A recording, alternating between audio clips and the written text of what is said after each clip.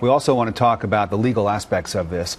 Police say that James Holmes opened fire on dozens of people in that theater, and then that he surrendered without any resistance to officers in the parking lot right behind the movie theater. He does have a court date. He's set to be arraigned on Monday, and according to a law enforcement official briefed on the investigation, Holmes is not talking to the police. He has asked for a lawyer. There are a lot of questions about what's ahead legally for Holmes as officials build their case against him. Hopefully with some physical evidence, they'll be able to get out of that apartment once they're able to safely get in there. Judge Jeanine Pirro joining us live from Aurora with her perspective on the case. And what happens on Monday, Judge?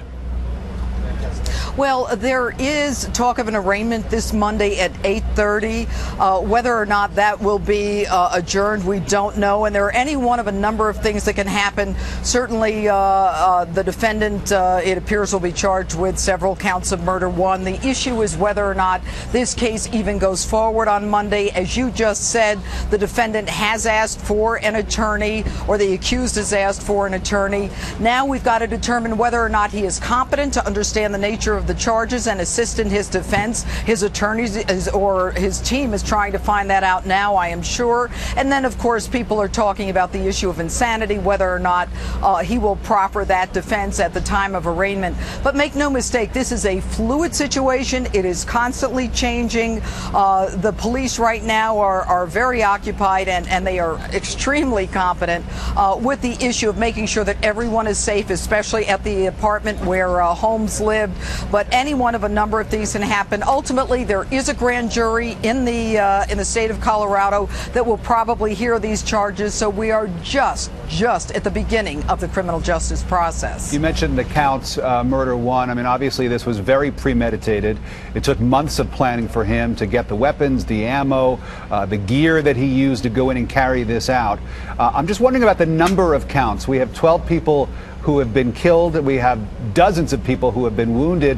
When you talk about murder one counts, do they just sort of look at the number of people who were shot, or would we be looking at a potential number that has to do with the number of people who were inside that whole movie theater? Because you could make the argument that he wanted to kill them all.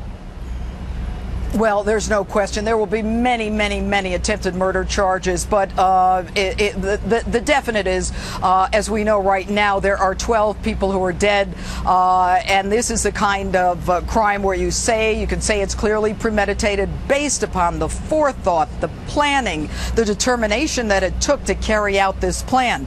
In addition to that, you've got the issue of putting so many people at risk and making sure that this under the statute is some kind of depraved indifference to human life. But that is really the least of it. I mean, as you well know, there is one count or one conviction for murder one that can call for the death penalty if that is even sought here. But I think people, and I've been here now for a little bit, are concerned about insanity. They don't want insanity to be a substitute for downright evil. And what's interesting, Rick, is that the Colorado statute makes it very clear that in order for someone to proffer the insanity defense, they have to be incapable of rendering the difference between right and wrong. That's the classic McNaughton rule. Right. But also prevented from forming the culpable mental state to actually intend to kill. But what I love about the statute is the Colorado legislature has made it very clear that passion growing out of hatred,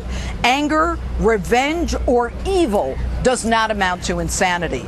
And what you've got in this county is a DA, a female DA, who has not been hesitant about seeking the death penalty in the past. So it'll be a very interesting process to watch. Way too soon now. There's a whole host of other charges as it relates to what's inside that apartment in terms of, maybe domestic terrorism, federal statutes as it relates to the use of weapons, chemical weapons, that kind of thing. We don't know yet. There's still a lot to be determined. Who do you have on your show tonight? What are you lining up for later? Well, I'll tell you, we are going to be live here in Aurora in this 100 and whatever degree heat. We're going to be talking to some of the people who are up close and personal to this, who were there that night. We're also going to talk about some of the issues as it relates to not just healing the community, but how does the community go forward? What is the criminal justice process that can be expected? How much can these people in Colorado go through this? If you recall, Rick, It wasn't that long ago that, we had the shooting in Columbine. People here are in a lot of pain. They're just in shock right now. But as we go forward tonight, we'll have a lot of people very close to the scene in law enforcement, as well as people who were affected by this horrific situation. Terrible. We'll be watching part of our live coverage all night long here on Fox News Channel Justice with Judge Jeanine live from Aurora tonight. Thank you very much, Judge. Always good to talk to you. Same here, Rick.